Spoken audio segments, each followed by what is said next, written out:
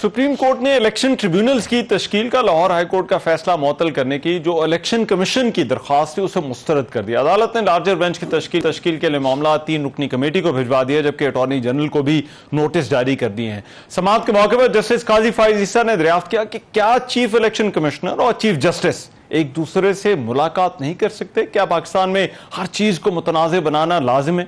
इंतखाबात की तारीख पर भी सदर मुमलिकत और इलेक्शन कमीशन के दरमियान तनाज़ा था। रजिस्ट्रार हाई कोर्ट की जानिब से खत क्यों लिखे जा रहे हैं? चीफ जस्टिस और इलेक्शन कमिश्नर बैठ जाते तो तनाज़े का कोई हल निकल आता। इसके साथ साथ उन्होंने कहा कि कायम मकाम जो सदर यूसुफ रजा गिलानी की जानिब से जो सदारती ऑर्डिनेंस जारी हुआ उस पर भी चीफ जस्टिस ने सवालात उठा दिए।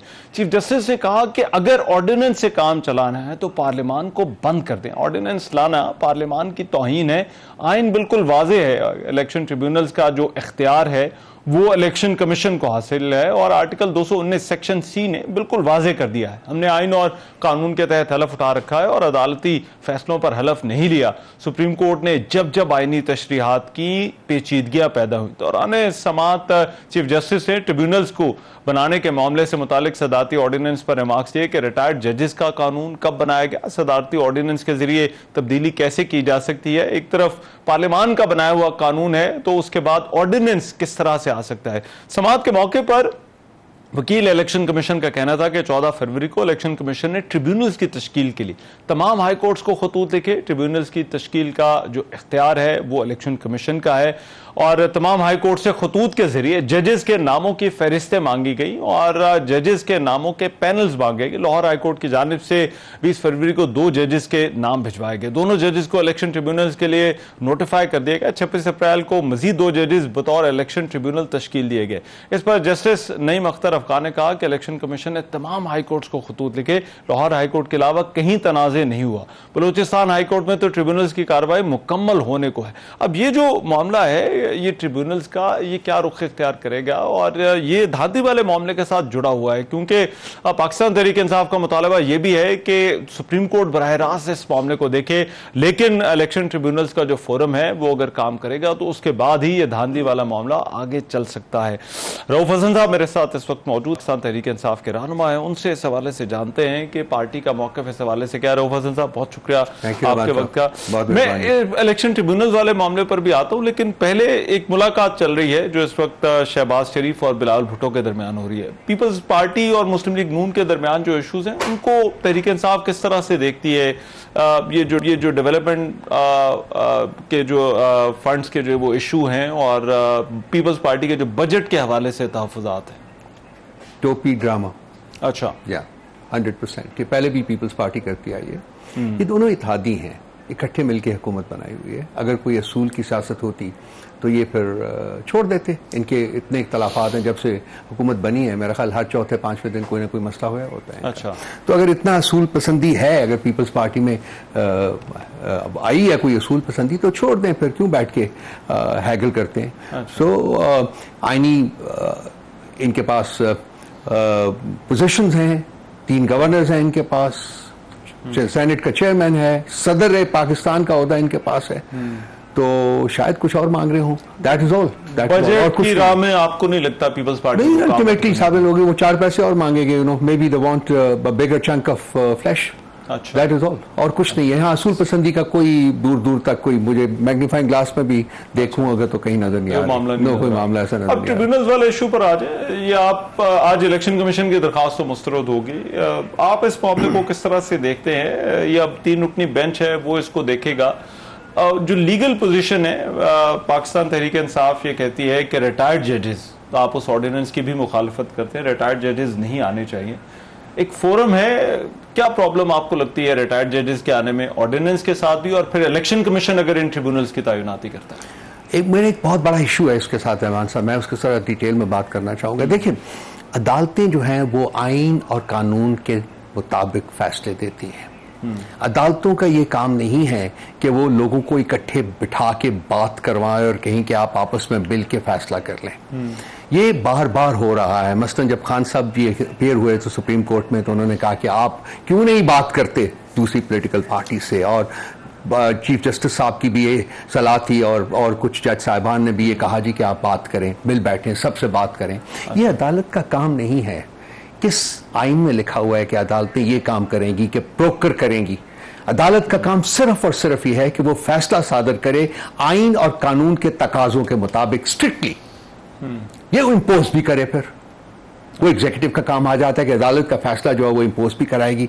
ये जब आप दो पार्टीज को कहते हैं कि आप मिल के बैठ के बात करें, तो दैट मीन्स कि जी अदालत ये प्रपोज कर रही है कि गिव एंड टेक करें। दैट मीन्स कि कानून को कॉम्प्रोमाइज करें, आइन को कॉम्प्रोमाइज करें।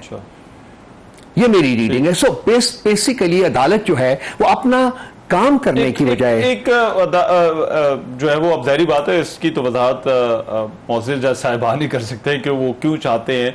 लेकिन एक राय ये है कि शायद अदालतें ये नहीं चाहती कि सियासी मामलात उन तक पहुंचे, और सियासी मामलात अगर सियासी लोग हल करें तो वो बेहतर होगा। ठीक है, सियासी लोगों को हल करने चाहिए, इस बारे में कोई बात नहीं है, लेकिन ये अदालत का काम नहीं है। अगर किसी वजह से या वजह की मुनासबत से एक मसला अदालत में आ जाता है, तो फिर अदालत की एक ही रिस्पॉन्सिबिलिटी बनती है कि वो आइन और कानून के तकाजों के मुताबिक उसके ऊपर अपनी जजमेंट दे और एग्जीक्यूटिव के ऊपर छोड़ दे कि वो कैसे इसको एग्जीक्यूट करते हैं। ये मुझे नहीं समझ आई, ये अदालत का रोल, मैंने पहले भी बात की है इसके ऊपर, लिखा भी है बल्कि कि अदालत ने कब से ये रोल अडॉप्ट कर लिया है जी कि आप पोलिटिकली फैसले कर। दैट मीन्स कि it's a political role, it is not a legal role any longer.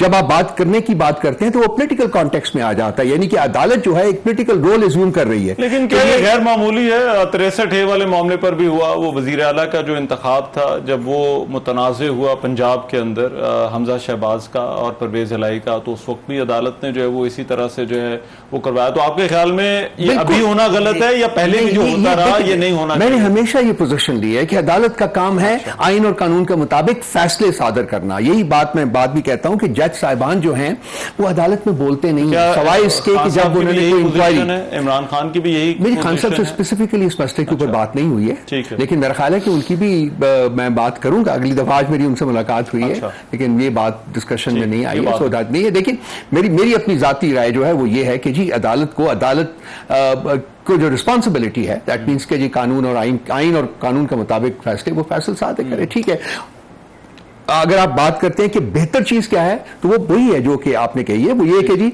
सियासी फैसले जो है वो सियासी मैदान में होने चाहिए, जो कि पार्लियामेंट है, वहां जाके फैसले करें। अब ट्रिब्यूनल वाला जो इशू है, इसके ऊपर मुझे बताइए, आपका इलेक्शन कमीशन पर एतमाद आपको नहीं है, लेकिन जो कानून है इलेक्शन कमीशन का, ये कहना है कि वो बड़ा क्लियर है, आर्टिकल 219 के वो ये कहता है कि ट्रिब्यूनल्स बनाना इलेक्शन कमीशन का ही इख्तियार है, और उसके ऊपर मुशावरत जो है वो कोई ज़रूरी नहीं है, मुशावरत होनी चाहिए, लेकिन कंडीशन ज़रूर है, लेकिन वो मुशावरत होगी, लेकिन फैसला इलेक्शन कमीशन का ही प्रिवेल करेगा। देखिए, कॉन्ट्रडिक्शन है इलेक्शन कमीशन के जो स्टैंड है उसमें। नंबर एक, वो कहते हैं जी कि ये हमारा काम है, हम करेंगे, ट्राइब्यूनल्स बनाएंगे, तो फिर उन्होंने क्यों हाई कोर्ट्स को लिखा जी कि आप अपने जज साहिबान जो है वो रिकमेंड करके भेजें? तो एक इनहेरेंट तजाद है उनके स्टांस में, यही हमारे वकला भी कहते हैं। तो दूसरी बात यह है कि वो जो रूल जिसकी बात कर रहे हैं, जिसके मुताबिक वो कह रहे हैं कि ये हमारा राइट है, वो भी डिस्प्यूटेड है। अच्छा। उसके ऊपर भी हमारे वकला साहिबान कहते हैं कि नहीं, इसीलिए तो हम गए हैं अदालत में। अच्छा। तो अब अदालत का एक लार्जर बेंच बनेगा और उसमें देखा जाएगा। देखिए, आपने सही फरमाया कि जी इलेक्शन कमीशन के ऊपर हमें एतमाद नहीं है, हमें हमारे साथ अदालत ने भी कोई इतना अच्छा सलूक नहीं किया हुआ, लेकिन मैं चूंकि आजकल कुछ और इश्यूज भी हैं, सारा कुछ है, तो इसलिए मेरा ख्याल है कि उस पर बात ना ही की जाए तो ज्यादा बेहतर है। लेकिन यह कि हमें अदालत से भी कोई अच्छे फैसले नहीं मिले unfortunately in the last 2 years and particularly since 9th of May। लेकिन ये ट्रिब्यूनल वाला मामला, आपको क्या लगता है, ट्रिब्यूनल्स की अगर तश्कील दुरुस्त हो तो धांधे वाले मामले का कोई हल निकल आएगा? देखिए, अल्टीमेटली तो ट्राइब्यूनल्स ने फैसला करना है ना। अब डिपेंड करता है कि ट्राइब्यूनल्स के ऊपर लोग कौन से बैठते हैं। अगर वो लोग जो है वो बाकिरदार हैं तो वो अच्छे फैसले होंगे, अगर वो लोग बाकिरदार नहीं है तो अच्छे फैसले नहीं होंगे।